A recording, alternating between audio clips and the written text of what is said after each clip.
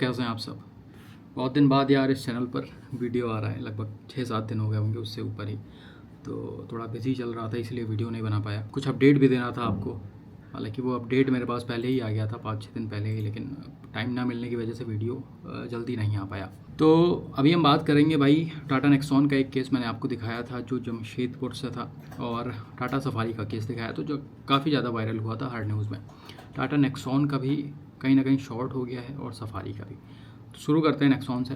मैंने आपको बताया था कि गाड़ी पानी में डूब गई थी फ्लैश फ्लड आने की वजह से, और ऑलमोस्ट गाड़ी में लगभग 9.5 से 10 लाख रुपए का खर्चा बताया जा रहा था। इंश्योरेंस कंपनी बार बार यही बोल रही थी कि गाड़ी को बनवा दिया जाए और ये रिपेयर होने लायक है। हालांकि वो रिपेयर होने लायक थी, कंपनी से भी ये बताया गया था टाटा मोटर्स से कि हम इसे टोटल लॉस में अभी नहीं बेच सकते हैं, गाड़ी रिपेयर होने लायक है। लेकिन जैसा कि 9 से 10 लाख रुपए का खर्चा था उसमें, तो आपको पता होगा कि 9 से 10 लाख रुपए में गाड़ी में क्या क्या चेंजेस होंगे। गाड़ी के सारे इलेक्ट्रिकल पार्ट्स चेंज होने थे, इनफैक्ट इंजन में भी कहीं ना कहीं प्रॉब्लम आ गई थी। तो टाटा नेक्सॉन के ओनर बार बार मुझसे यही पूछ रहे थे कि मुझे क्या करना चाहिए, गाड़ी बनवानी चाहिए या फिर किसी तरह प्रेशर डालकर इसको टोटल लॉस में बेचना चाहिए। तो भाई मेरा भी यही एडवाइस था उनको कि किसी तरह अगर हो पाए तो इसको टोटल लॉस में भेजिए, क्योंकि भाई गाड़ी में जब इतने रुपए का नुकसान आ गया है, इतनी ज़्यादा चीज़ें उसमें चेंज होने वाली हैं, सारी इलेक्ट्रिकल चीज़ें चेंज होने वाली हैं और पता नहीं क्या क्या चेंज होने वाला था।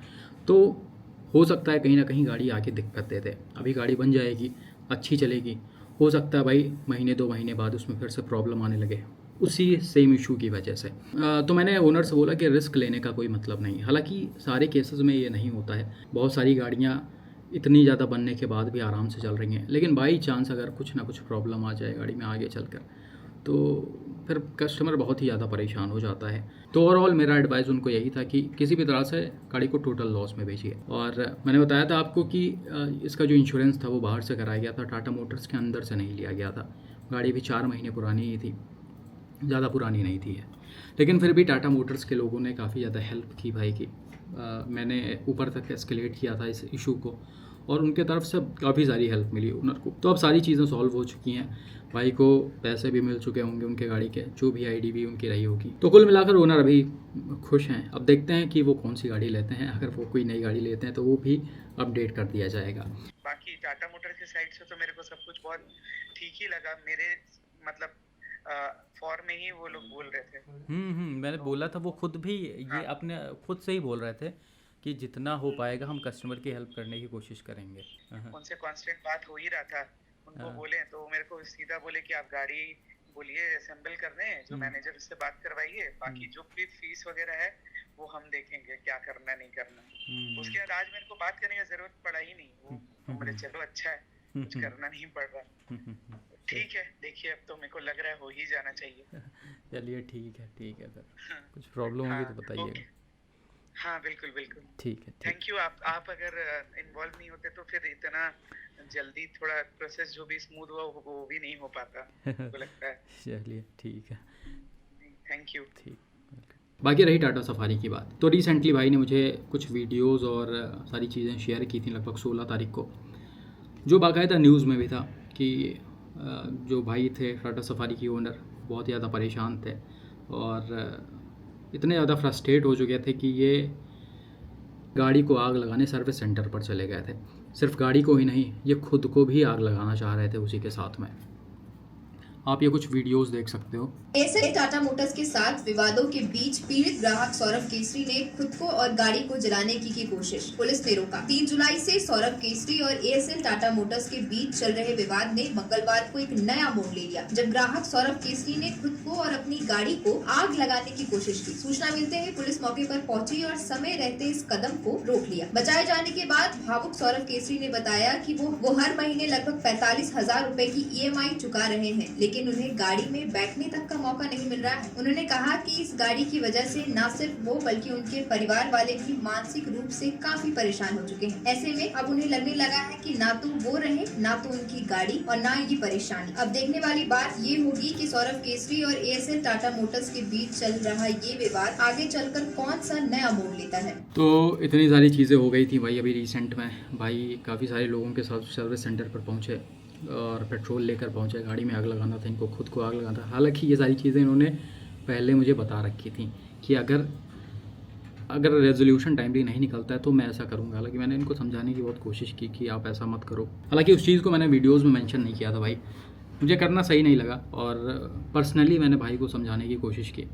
जब ये न्यूज़ बाहर आ गई तब मैं आपको ये सारी चीज़ें दिखा रहा हूँ। खैर ये 16 जुलाई का न्यूज़ था और वहाँ पर पुलिस भी आ गई थी, कई सारे लोग भी थे, तो किसी तरह इनको रोका गया सारी चीज़ें करने से, वरना हो सकता है कि कुछ भी हो सकता था। भाई बहुत ही ज़्यादा फ्रस्ट्रेट थे और कहीं ना कहीं भाई की प्रॉब्लम जो थी वो बहुत ही जेन्युइन थी। जैसा कि मैंने आपको शुरू से बताया कि कैसे कैसे इनके साथ क्या क्या हुआ था।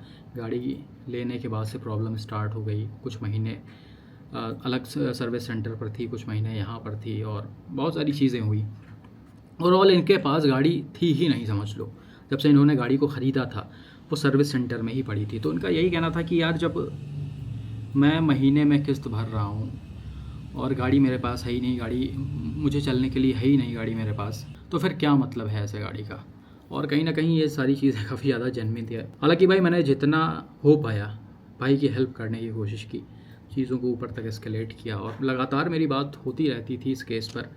अब मैंने आपको शायद बताया था कि टाटा के ऑफिशियल्स ने मेंशन किया था कि ये चीज़ें कहीं ना कहीं पर्सनल हो गई थी डीलरशिप और कस्टमर के बीच में, तो वो बहुत ज़्यादा इनकी हेल्प नहीं कर सकते थे।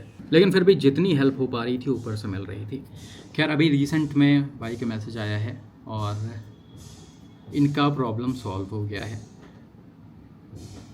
भाई ने थैंक यू भी बोला है और एग्जैक्टली क्या हुआ, क्या प्रॉब्लम सॉल्व हुआ, कैसे क्या चीज़ें हुई, वो तो मुझे बता दिया गया है। लेकिन अभी मैं इस वीडियो में इसको मेंशन नहीं कर सकता क्योंकि भाई कई बार होता है कस्टमर और डीलरशिप के साथ एक कॉन्ट्रैक्ट साइन होता है। उस कॉन्ट्रैक्ट के बेसिस पर सारे सेटलमेंट्स किए जाते हैं कि हम बाहर कहीं ये डिस्क्लोज़ नहीं कर सकते। भाई से मैं पूछूंगा कि बाहर अगर डिस्क्लोज़ करना होगा तो मैं आपको अगले वीडियो में अपडेट कर दूंगा। बस इतना समझिए कि भाई को जितना भी टेंशन हुआ था शुरू से लेकर वो सारी चीज़ें अब नहीं हैं और भाई बहुत ही ज़्यादा खुश हैं।